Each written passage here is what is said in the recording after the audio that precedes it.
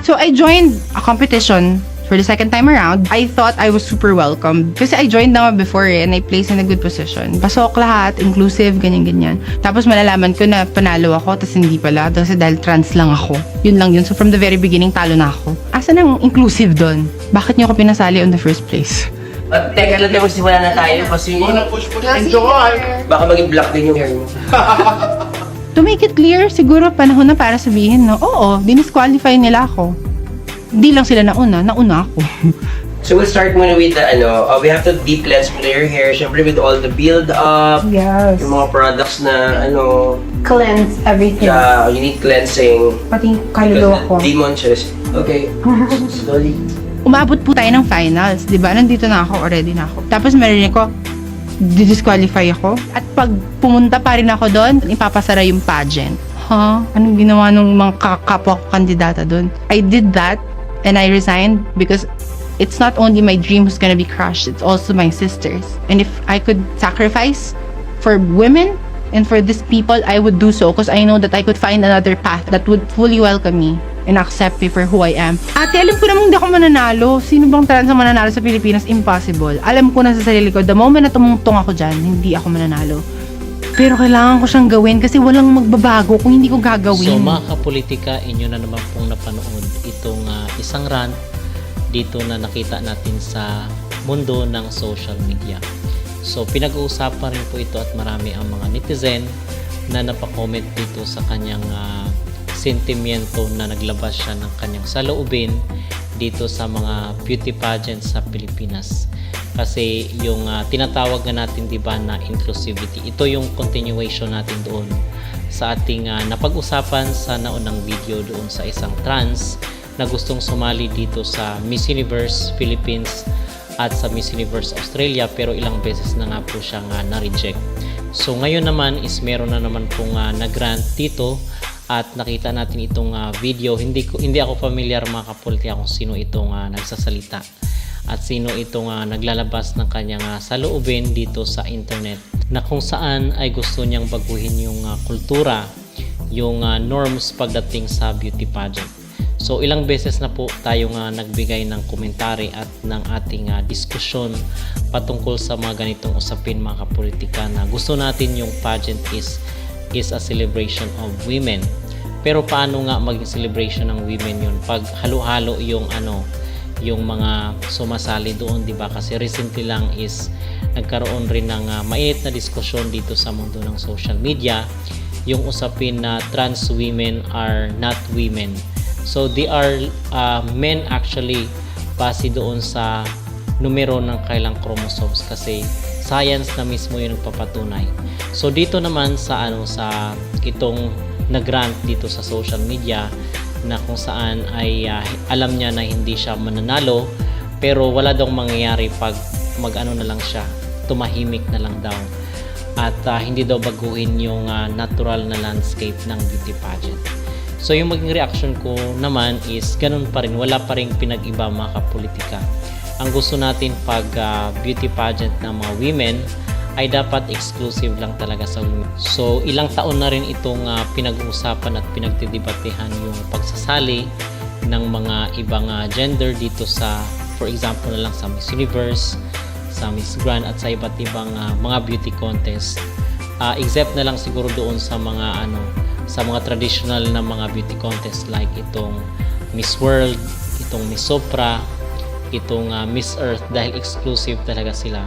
Pero dahil nga sa marketing ng ibang mga pageant, most especially dito sa Miss Universe, dito sa Miss Cosmo ay nagpapasali na sila ng mga ibang kasarian. So dito kung alam mo namang magkakaroon ng discrimination ay dapat ikaw na lang yung umiwas, di ba?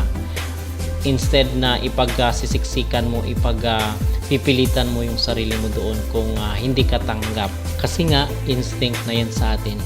So, kung alam mo na hindi ka tanggap doon at hindi ka, most importantly, mananalo, ay dapat ikaw na lang yung umiwas para hindi ka masaktan, di ba? So, yun mga kapolitika, ang aking opinion at ang aking mag-reaction kasi hindi talaga mababago yung sistema or yung culture na pag trans ka din, sasali ka doon sa mga women. At isa pa, yung inclusivity is, alam naman natin na for promotion lang yan. Wala talagang kapag-asa na mananalo. At yung mga trans ay para lang po yan sa for promotion or for market purposes lang. And then, meron po palang balita mga kapolitika dito sa MGI All-Star dahil yung na-unplaced na pambato ng Vietnam doon sa Miss Universe 2025 na si Nguyen ay muling sasali po dito sa MGI All-Stars First Edition. So, merong announcement ngayon ang Miss Grand International sa kailang fanpage na kung saan ay nadagdagan na naman yung mga contestant. So, andito na itong pambato ng Vietnam na si Nguyen at yung sa Canada, merong nadagdag na yung araw. So, yun po ang mga balita at mga samot-saring impormasyon at mga update dito sa mundo ng beauty pageant. So, mga kapolitika, kung kayo po ang tatanungin, ano po ang inyong reaksyon dito sa sinabi ng nagsalita sa first part ng video na gusto niya di umanong baguhin ang kultura pagdating sa mga beauty pageant?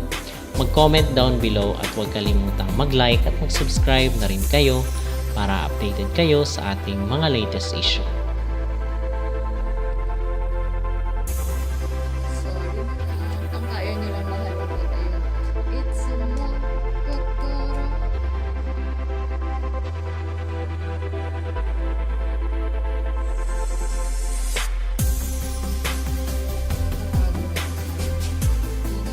Malayo. Ako lang ang nakakasisa.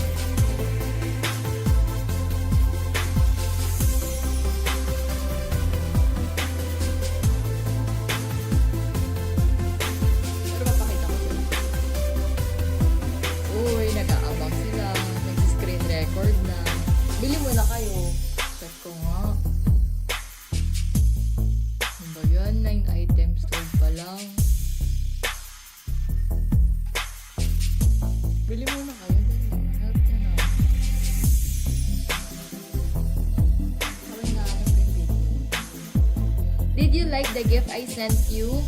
Yes, Cream. And thank you so much. It's here already and I will put it later here in my bedroom for display. Thank you, Rakna Hapan.